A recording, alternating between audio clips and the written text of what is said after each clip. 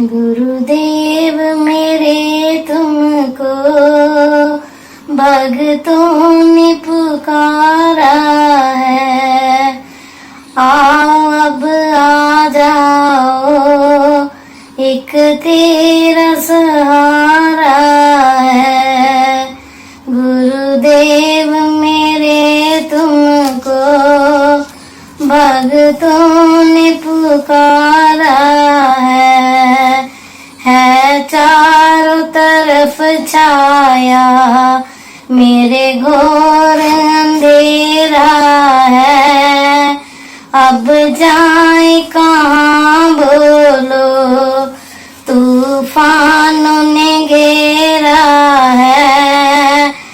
गुरुदेव मेरे तुमको भक्तों ने पुकारा है, आओ अब आ जाओ, एक तेरा सहारा है।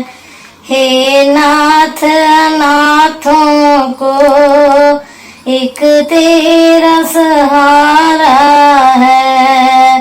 गुरुदेव मेरे तुमको भक्तों ने पुकारा है। मझदार पड़ी नैया डगमग डोला खाए, मझदार पड़ी नैया डगमग डोला खाए। ले जाओ हमें आकर, हम भव से तर जाएं। ले जाओ हमें आकर, हम भव से तर जाएं। बिन तेरे नहीं जग में एक पल भी गुजारा है। बिन तेरे नहीं जग में एक पल भी गुजारा है। गुरुदेव मेरे तुमको भक्तों ने पुकारा है। गुरुदेव मेरे तुमको भक्तों ने पुकारा है, आओ अब आ जाओ, एक तेरा सहारा है। तेरे इन चरणन की धूली जो मिल जाए, तेरे इन चरणन की धूली जो मिल जाए। भटके हुए राही को निज मंजिल मिल जाए। भटके हुए राही को निज मंजिल मिल जाए। किस्मत भी चमक जाए, चमके जो सितारा है। गुरुदेव मेरे तुमको भक्तों ने पुकारा है। गुरुदेव मेरे तुमको भक्तों ने पुकारा है, आओ अब आ जाओ, एक तेरा सहारा है। गुरुदेव मेरे तुमको भक्तों ने पुकारा है।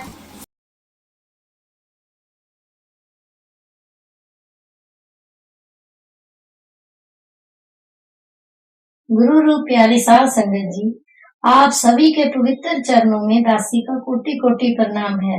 दासी साध संगत के चरणों में बाबा सावन सिंह जी महाराज जी के समय की साखी प्रस्तुत कर रही है। अमृतसर में माई सुनारी भाई मदन सिंह की माता, जो छोटी उम्र से परमार्थ की खोज में रही, संतों और साधुओं से मिलती रही, उसी की तसल्ली न हुई कहीं से भी। एक दिन बाबू गजा सिंह अमृतसर में भाई मदन सिंह के घर रात रहे। मदन सिंह सत्संगी था। रात को भाई मदन सिंह और बाबू गजा सिंह सतगुरु जी की बातें कर रहे थे, तो माई ने भी सुन ली और कहने लगी, मैं नहीं मानती कि संत कमाई वाले हैं। मुझे तो आज तक कोई भी संत नहीं मिला।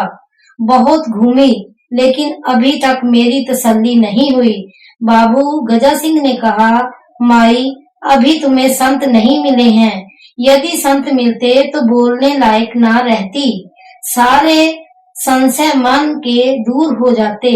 बाबूजी ने कहा, चल माई, तुमको संतों के पास ले चलें। माई ने कहा, मुझे राधा स्वामी के पास ना ले चलें। मदन सिंह ने कहा, तू संतों के पास चलकर देख तो सही।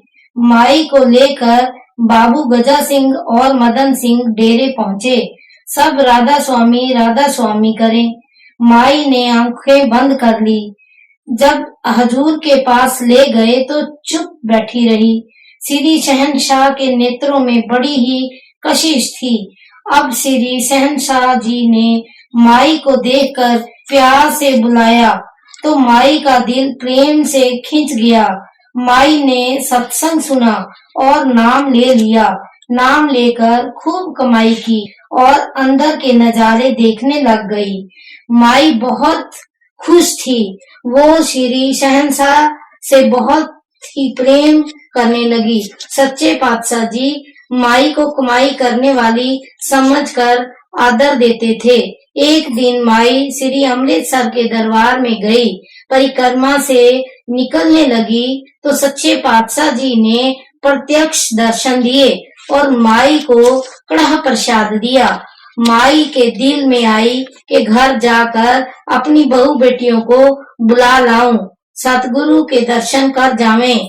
बहू बेटियों को लेकर जब परिक्रमा में आई तो वहां कुछ भी नहीं था। माई बहुत हैरान हुई और ब्यास डेरे आई। श्री शहनशाह नीचे कमरे में कुर्सी पर बैठे थे। माई को देखकर हंसे और फरमाने लगे, आ माई, सुना क्या हाल है? मेरा कुछ काम भी करके लाई है? आ माई, सुना क्या हाल है? मेरा कुछ काम भी करके लाई है भजन सिमरन का। माई सच्चे पातशाह जी के चरणों में माथा टेक कर बैठ गई और अभ्यास की बात करने लगी। बड़ी अच्छी कमाई की बातें करती करती बड़े जोश से कहने लगी, सतगुरु आप तो ठग हो। श्री दीन दयाल भक्त वंशल हंसते जाते थे। मैंने अर्ज की, सतगुरु माई को बोलने की अकल नहीं है। श्री भक्त वत्सल फरमाने लगे, नहीं काको, माई बड़ी कमाई वाली है, आशिक है। आशिकों की बातें इसी प्रकार की होती हैं। ये प्यार की बातें करती है। देख काको, माई रंगी हुई है। सच्चे पातशाह जी ने माई को कहा, माई, मैंने तेरे साथ क्या ठगी की? माई ने कहा, ठगी तो की है। मैं परिक्रमा करने दरबार साहब गई।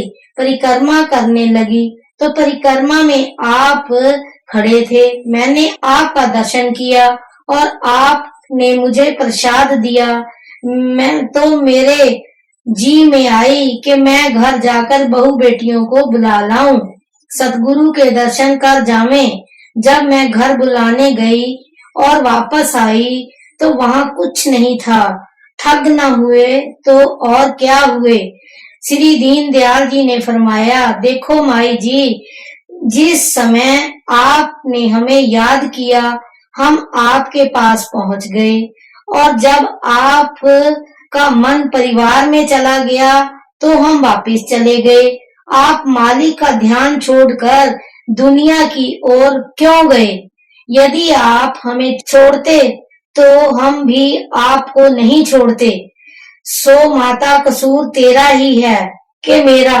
माता ने हाथ जोड़ दिए और कहने लगी, सच्चे पातशाह जी, फिर दुनिया को कभी ना याद करूंगी। धन्य सच्चे पातशाह जी।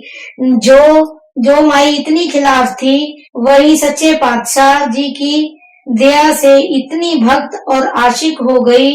धन्य सतगुरु, अपार महिमा वाले रब आया, किसी ने भी नहीं पहचाना सच्चे पातशाह।